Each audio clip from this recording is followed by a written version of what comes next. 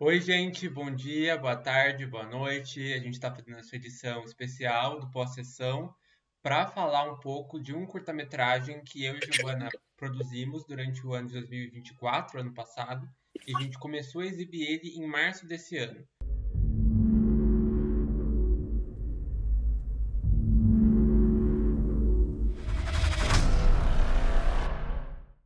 E aí hoje a gente está aqui para falar um pouco do processo de produção desse curta-metragem, como que foi, quais foram as inspirações e também falar como que, caso vocês queiram também fazer um curta-metragem, como vocês também podem fazer.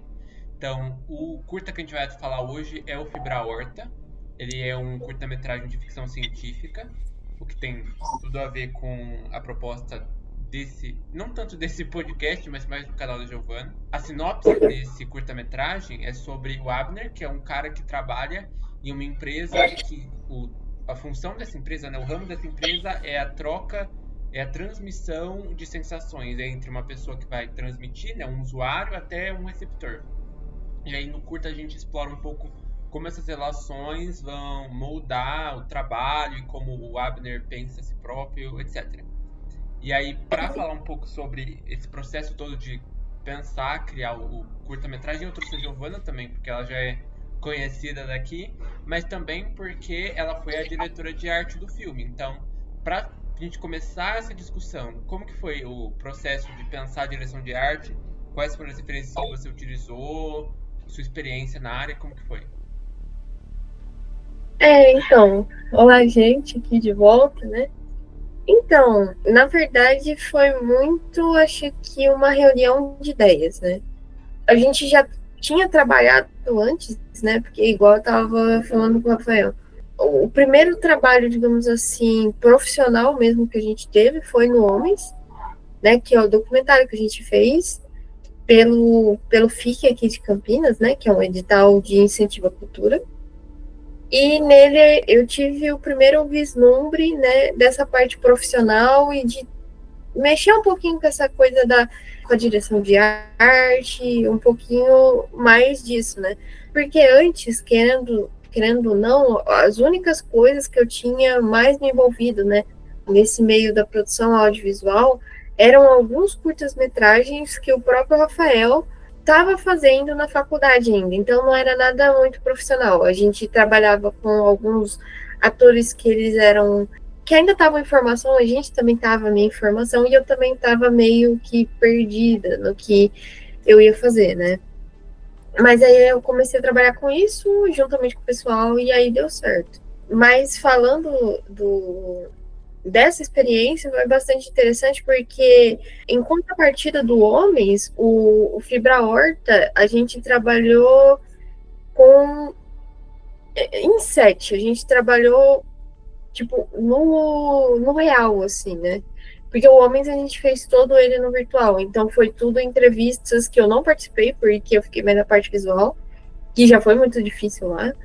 Mas aqui no Fibra Horta a gente buscou. Eu sempre trocava muito. A gente conversava muito, eu e o Rafael, porque as referências de um documentário, a estética de um documentário para a estética de um filme de ficção são muito diferentes uma das outras, né?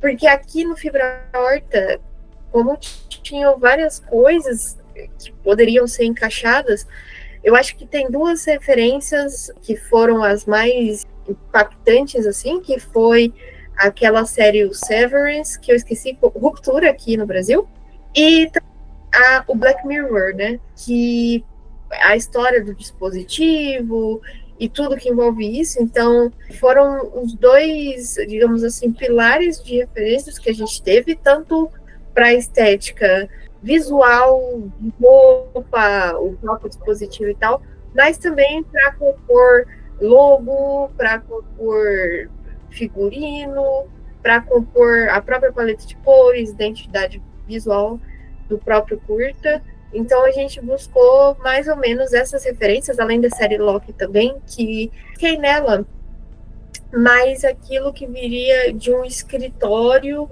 para alguns personagens, porque, por exemplo, o próprio Abner, ele era um personagem que ele era muito retraído, muito tímido. Então, a paleta de cores do Abner, eram mais cores mais frias, um azul, um cinza. E já na paleta, por exemplo, da Simone, já era uma paleta um pouquinho mais viva, com cores, alguns tons de rosa, misturado com tons pastéis. Então, assim, eu acho que a série do Loki me ajudou muito a ter esse vislumbre, porque, querendo ou não, o escritório lá de Loki, ele é muito mais vivo.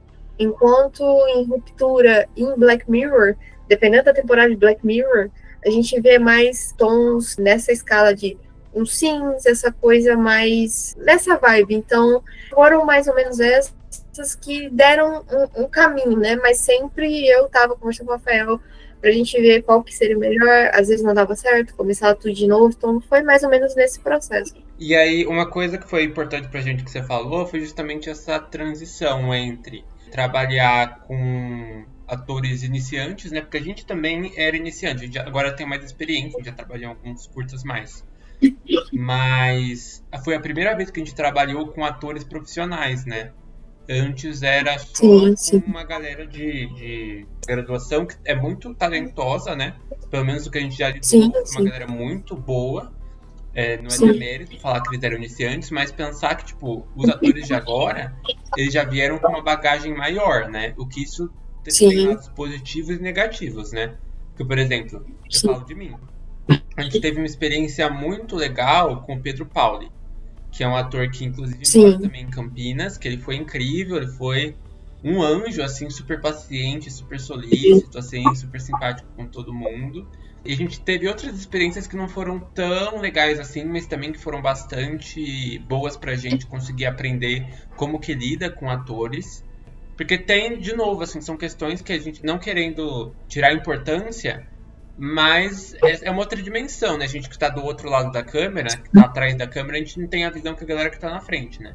Então, como que foi pra você essa questão? Quais foram as principais diferenças que você percebeu de lidar com um ator iniciante, né? E com esse ator mais com anos de carreira e tal? Quando a gente fez as primeiras gravações daquele curta, que eu esqueci o nome, Rafael, você pode refrescar a memória? O último? Limite. Então, nesse curta No Limite, eu trabalhei como maquiadora. Querendo ou não, naquela época também eu não tinha quase ou nenhuma experiência com maquiagem. O Rafael sabe muito bem que foi do começo do ano pra cá que eu tô começando o meu curso de maquiagem. Porque, querendo ou não, gente, no audiovisual, a gente tem que ir pegando um pouco de tudo para complementar. E eu gosto de ser essa pessoa muito flexível, né? Trabalha com direção de arte, faz cenografia, mexe com figurino, mexe com maquiagem. Para mim, eu sempre gosto de explorar várias áreas porque enriquece muito. Porque, querendo ou não, a gente mexer com maquiagem pode enriquecer, sei lá, com paleta de cor para roupa não contrastar com a maquiagem, entre outras coisas. Até porque, gente, só um adendo, eu sei que não tem nada a ver com a pergunta, mas maquiador é muito difícil de achar que queira fazer trabalho para curta-metragem, pra gente que ainda tá começando, né? Tipo, é muito difícil. A gente teve muita sorte de ter a Tal no nosso curta, porque é difícil. A gente tava até fazendo, eu tava vendo, né, que a gente tem outros projetos, que eu vou falar mais pra frente, mas foi bizarro, eu não achei maquiadora, então eu falei assim, já que eu não tô achando, eu vou mesmo fazer um curso de maquiagem e é isso, porque às vezes não dá. Mas por que eu falei isso? Porque nesse filme eu trabalhei como maquiadora, então eu trabalhei diretamente com os atores. E eles eram iniciantes, mas eu também era, porque eu tava super. Eu sou uma pessoa meio retraída, que não, eu sou meio tímida. Mas foi uma experiência tão legal, porque os atores foram super solícitos. Eu ia fazendo maquiagem e eles falaram assim: não, pode ficar tranquila. Se tiver. Até teve um ator que trabalhou com a gente, que ele entendia um pouco de maquiagem também, que tava dando errado com um dos atores, porque não tava chegando no tom da pele. Ele foi lá, me ajudou, fez tudo certinho. Então, eu acho que esses atores, como a gente mesmo, como a gente, eles estavam em busca de uma oportunidade que, às vezes, para eles, para criar portfólio, porque é muito importante, tanto para a gente que trabalha atrás das câmeras, né? Eles que trabalham na frente das câmeras, né? Nessa parte de dar a cara a tapa, para eles é muito importante ter esse portfólio. Então, eles são super solícitos. Até as figurantes que trabalharam com a gente no Fibra Horta, super solícitos. Pessoas que, tipo, troca de roupa, bota essa aqui, acho que não ficou tão legal, ia lá, trocava. E super. Eu achei que são né? pessoas, sim, super simpáticos e maleáveis. Eu acho que essa. Talvez seja porque eles não carregam a bagagem. Porque, como toda profissão, a bagagem deixa a gente um pouquinho mais criterioso. Eu acho que talvez isso. Óbvio que tem muita gente que fica arrogante, querendo ou não, né? Mas eu acho que tem gente que usa essa bagagem para ficar mais criterioso. O que é super válido, né? Porque, querendo ou não, a gente está querendo ficar cada vez mais experiente com os nossos trabalhos.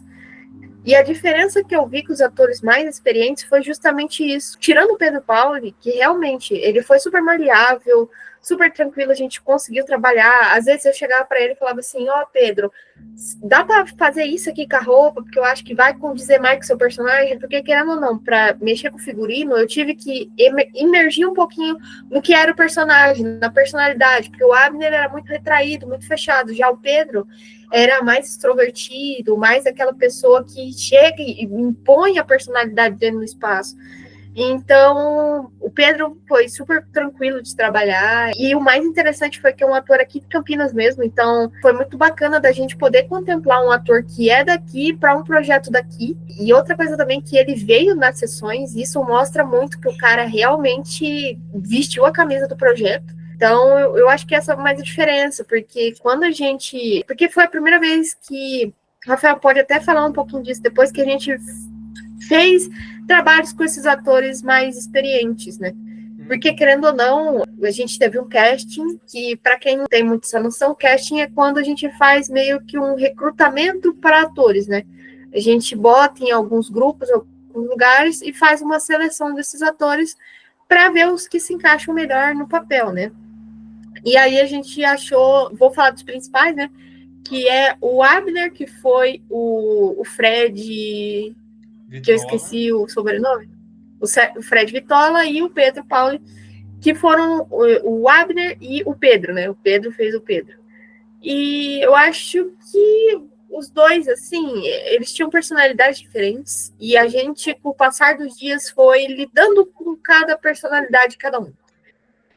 Muitas vezes a gente não concordava com o que o ator falava, porque assim, esses dois, eu vou focar nesses dois, porque principalmente eles tinham muita bagagem. Eles trabalharam em produtoras grandes, eles já apareceram em alguns séries e filmes. Foram os dois que a gente mais trabalhou, né? A gente ficou 3 dias com eles, né?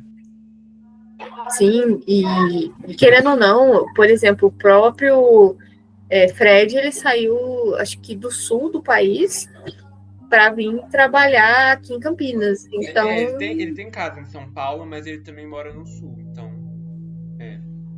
Então, eu acho que a principal diferença foi essa. Talvez seja que no momento, quando a gente está lá e a gente está empolgado, porque é a primeira experiência que a gente vai ter com atores profissionais e tal, talvez a gente quebrou um pouco a expectativa porque eles foram mais criteriosos do que a gente já estava acostumado. Então, a gente pensou que por eles serem mais experientes, talvez esse choque da gente ser menos experiente e eles já terem muita bagagem, eles queriam cobrar mais do que eles já passaram, como por outras produtoras que eles já passaram. Então, acho que foi isso. A gente teve alguns contratempos, alguns choques de cabeça, mas tirando isso, foi tudo tranquilo. Porque acontece também.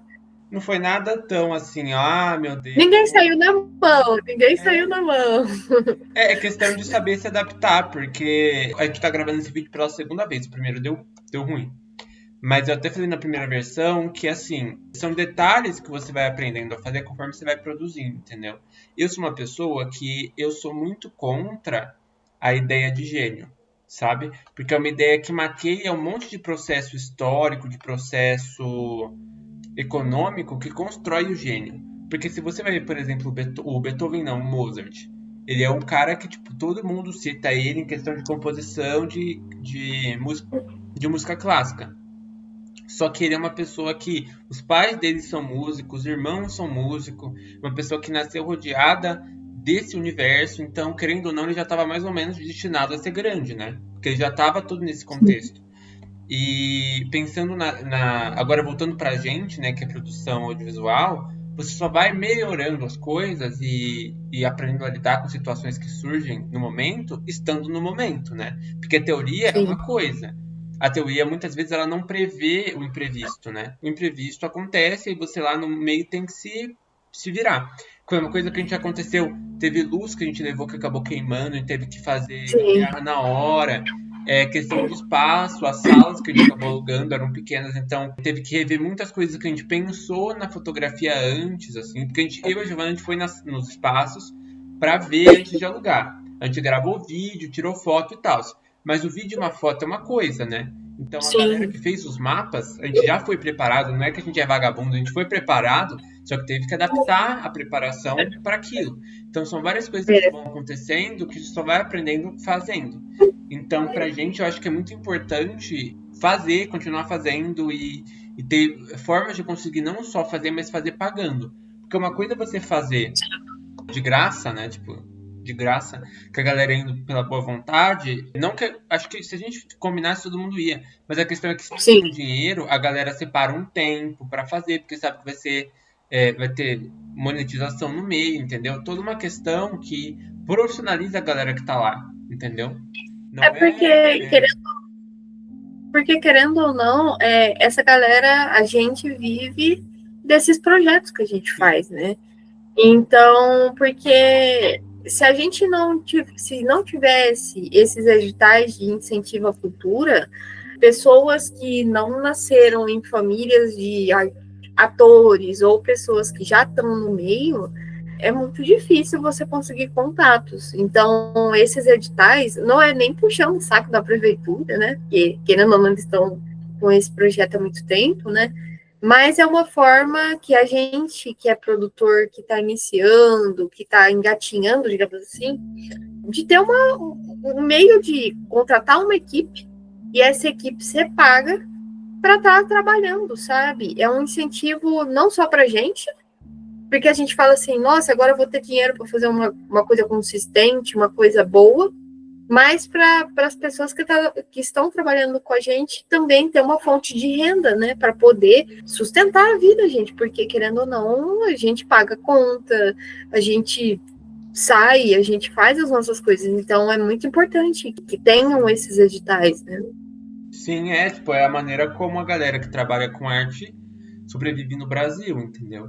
E é uma questão que foram lutas também de artistas e pessoas que produzem para que esse tipo de ação acontecesse. E não é também um tipo de ação que é exclusivo. Qualquer pessoa que existir na face da Terra quiser competir num edital consegue, entendeu? É aberto a todo mundo. Então, tá aí para que as pessoas consigam produzir as suas coisas, consigam distribuir, que isso consiga rodar, que as pessoas tenham acesso, que você consiga exibir. A gente exibiu em o quê? 4 sessões em Campinas, né? Sim, Então, não é só pra ficar pra gente, né? Eu até falei também no outro vídeo que a gente gravou antes desse, né, que deu errado. Qualquer obra de arte que se faça, você faz não só pra você faz pro outro, né? Então é importante que também essas coisas rotacionem, que giram, que as pessoas tenham acesso a essas coisas. Pelo menos é uma coisa que eu penso muito.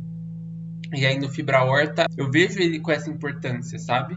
De a gente conseguir ter feito ele rodar, e agora a gente quer rodar mais ainda pelo Brasil com o festival. Cabe os festivais aprovarem a gente, né? Festivais aprovem aí pra gente poder ir. E aí, assim também que saem novas coisas, a gente avisa aqui, canais, a Giovana tem Instagram, eu tenho o meu. Eu não uso tanto, mas enfim, eu anuncio aqui para que quem quiser ver consiga ver. Tipo, eu posso fazer também, ó, tem isso aqui também que tá saindo, que tá acontecendo e tal. Aí, sobre editais, né, a gente tem planos de continuar fazendo produções. A gente está agora com 2 editais aqui que estão para sair em algum momento desse ano. se Deus quiser. Se tudo der certo. Com o filme meu e da Giovana. A Giovana também tem interesse de ser produtora também, diretora, de escrever as histórias dela. A gente não vai falar para não zicar, para não criar falsas promessas para ninguém. Mas Mas tem os projetos são bem interessantes, É, gente. mas tem esses planos de fazer também novos filmes. E qualquer pessoa que quiser fazer, gente, seja filme, seja música, tem uma galera que é muito talentosa, que produz música, sabe? Peça de teatro. Peça de teatro, escrever livro, vai atrás, porque tem um orçamento para fazer isso, para conseguir um dinheiro, porque é justamente essa dimensão que falta, né? A galera ser paga para isso. Então existem maneiras, né? Na verdade, só para falar que eu acho que é muito importante a gente ter esses editais, como eu já disse, porque, querendo ou não, a gente está passando por um processo de que o artista, né, os produtores estão sendo cada vez mais deixados de lado, porque hoje é muito mais fácil você pegar uma IA e fazer os rolês. Então, esses editais fazem... Também, né, gente? Eu não posso falar nada. Tem gente que pode pegar esse edital e colocar certinho, porque quando você vai fazer os editais, gente, você tem que colocar sua equipe, tudo bonitinho. Não duvido nada de alguém escrever um edital e fazer o projeto todo numa IA e botar uma equipe lá só por tá. Sinceramente, não duvido. Mas eu acho que, igual que tem um quadro no meu canal que eu falo sobre filmes que eu considero terríveis, né? Hoje em dia, eu tava até comentando com o pessoal que a gente saiu depois da última sessão para dar uma comemorada, né? Que eu tô até repensando se eles são tão ruins, porque pelo menos eles são feitos por pessoas. Pode ser, às vezes, uma lavagem ou outra de dinheiro. Pode ser, mas pelo menos a gente vê que é feito por pessoas, porque tem erro, tem acerto, tem atuações ruins, mas pelo menos são feitos por pessoas. É foda ver o que está acontecendo, mas pelo menos a gente tem esses editais, a gente tem essas coisas que estão ajudando, principalmente a Lei Paulo Gustavo, que foi a lei que a gente foi aprovado para fazer o Fibra Horta. Infelizmente, o Paulo Gustavo faleceu, e por conta disso, para homenagear o Paulo Gustavo, teve a Lei Paulo Gustavo. Então, também deixar uma homenagem, né? Também que, querendo ou não, o Paulo Gustavo foi um grande produtor, ator, diretor, entre outras coisas. Foi uma pessoa muito boa no audiovisual e que, infelizmente, foi embora muito cedo. Então, deixar aí uma homenagem também, né? Para o Paulo Gustavo também, porque se ele não tivesse existido, a Lei Paulo Gustavo também não teria existido. Agradecer pela prefeitura, né? Pela possibilidade de ser aceito pelo edital, né? Esse vídeo daqui, esse podcast está sendo feito para a gente mostrar essas medidas, né? Como é possível fazer. Então é parte disso também. Então a gente agradece a prefeitura, a gente agradece ao edital da Paulo Gustavo, né? Da Lei Paulo Gustavo, que aconteceu em Campinas no ano passado, né? A galera foi selecionada no ano passado para conseguir fazer. Tem vários projetos, assim, não só em Campinas. Essa lei foi uma lei que atingiu o país todo, né? Mas cada cidade de uma maneira. Então, você vê a quantidade de pessoas que foram agraciadas com isso, então é uma coisa bastante importante. Agradecer todo mundo que participou do projeto, né? Agradecer os atores, a galera que fez a audiodescrição, a Juliana Caligares, o moço que fez a Libras pra gente, o Thiago, também, que é muito importante a acessibilidade para que isso não fique só represado em um tipo de pessoa, para que todo mundo tenha acesso. Então, agradecer todo mundo que esteve envolvido no projeto, são muitas pessoas, por isso que é importante o edital, porque você está profissionalizando toda essa galera, né, que depende disso para sobreviver, artistas e comunicadores, etc. Agradecer a Giovana por estar aqui também, né, para a gente tirar esse tempo para falar um pouco sobre todo esse processo. Agradecer quem vai futuramente ver esse vídeo também. E aí, deixa suas redes sociais aqui, onde as pessoas te encontram, sobre o que você fala, cadê suas redes sociais. Falei pro povo. Bom, gente, eu tenho um canal no YouTube também. O meu canal é o Nave Assombrada. Eu faço análises e eu ia falar crítica, mas eu ainda estou nesse processo de crescimento para algum dia, quem sabe, serei uma Isabela Boscov. Mas por enquanto a gente está indo engatinhando ainda. Mas o meu canal é sobre análises de filmes, séries de terror e ficção. Ainda tá vindo um quadrozinho que eu vou falar de alguns filmes, de outros gêneros também que eu curto, que eu assisto, que eu vou colocar também. É o Nave Assombrada. Nave Assombrada também no TikTok. O TikTok, por incrível que pareça, meu TikTok é mais antigo. Lá tem recomendações de curta-metragem, de filme, de tudo que você pode ver lá, tem lá também. É Nave Assombrada também no TikTok. E o meu Instagram é o g.i.silve, que lá eu coloco um pouquinho mais da minha vida pessoal, assim, né? Eu sou cosplayer também, então lá tem meus cosplays, tem minhas maquiagens também, lá tem maquiagem de LOL, tem maquiagem de um monte de coisa. E também tem um pouquinho da minha rotina, às vezes nos meus stories também eu coloco um pouquinho das gravações, foto pro pessoal, pra quem quiser conhecer também, e é isso, gente. Então é isso, gente. Obrigado por quem assistiu. Até o próximo vídeo. Tchau, tchau. Falou, gente. Tchau, tchau.